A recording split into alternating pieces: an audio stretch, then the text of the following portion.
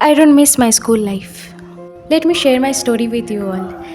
এই কদিন আগে 12-এর বোর্ড এক্সাম শেষ হলো। আমার বোনেরও 12 শেষ হলো। তো ওকে দেখে আমার নিজের কথা মনে পড়লো। সবাই যখন স্কুল লাইফ নিয়ে এত মাতামাতি করে, এত মন খারাপ করে, কিন্তু আমার যখন স্কুল লাইফ শেষ হয়েছিল আমি তখন মন খারাপ নয়, শান্তি পেয়েছিলাম। ছোটোবেলায় মানে ওই ক্লাস 4 পর্যন্ত একটা স্কুলে ছিলাম, কিন্তু আমার তখন কোনো বন্ধু ছিল না। আমি খুবই হেলদি ছিলাম, তো ক্লাসমেটরা আমাকে মোটা মোটা করে রাগাতো আর খেলতেও নিতে চাইতো না। তো কোনো বন্ধু হয়নি ওখানে। দেন ক্লাস 5-এ বাবা আমাকে আর আমার বোনকে একটা ইংলিশ মিডিয়াম স্কুলে ভর্তি করে। আমাকে ক্লাস 5-এ আর ওকে 3-তে। বাংলা মিডিয়াম থেকে ইংলিশ মিডিয়ামে যাওয়ার যে জার্নিটা, মানিয়ে নেওয়ার যে জার্নিটা, এটা চলে প্রায় 2 বছর ধরে। এই 2 বছর না আমি কিছু বুঝতে পারতাম, আর বুঝতে পারলেও এক্সপ্রেস করতে বা বলতে পারতাম না।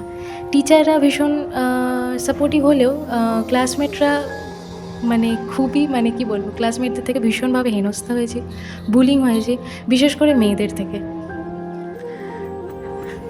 তখন ছোটো মাথায় তো এত কিছু বুঝতাম না, আর বাড়ি এসেও কিছু বলতাম না, কারণ জানতাম যে বাবা মা আমাকে কষ্ট করে পড়াচ্ছে, এইসব বলে তাদেরকে আর চিন্তায় ফেলবো না। কিন্তু এখন মনে পড়লে খুব খারাপ লাগে। দেন ক্লাস 11-এ মানে কোভিডের সময় স্কুল চলতো না, গাড়িও চলতো না, বাট স্কুল এটা নিয়ে খুব প্রবলেম করতো, সব ভাড়া দিতে হতো। So it was a very problematic situation. তো ভাগ্যবশত আবার আমাকে বাংলা মিডিয়ামে আসতে হয়। তো এখানে মানিয়ে নেওয়াটা অত কঠিন ছিল না, but again I didn't had any friends.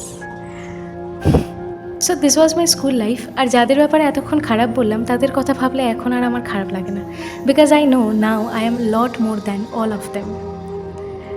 আর এই সব কিছুর মধ্যে একটা ভালো বিষয় আছে যে প্রত্যেকটা স্কুলেই আমার একটা করে বেস্ট ফ্রেন্ড হয়েছিল। তো তারা এখনও আমার জীবনে আছে, আর বন্ধু বলতে শুধু তারাই আছে। সো তোমাদের স্কুল লাইফ কেমন ছিল?